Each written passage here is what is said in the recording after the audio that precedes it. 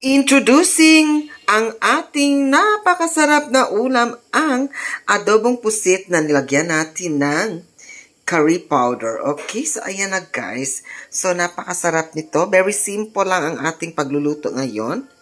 Nilagyan na natin siya ng bawang, sibuyas, curry powder, paminta, tapos lemon sotil, toyo, tapos nilagyan natin siya ng ano pa ba?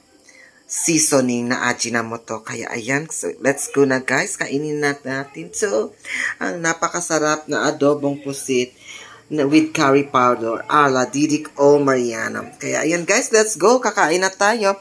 Roderick Mariano po, proud Subano ng Barangay Malayan na palaging nagsasabing masaya, masagana ang ating buhay pag meron tayong hanap buhay.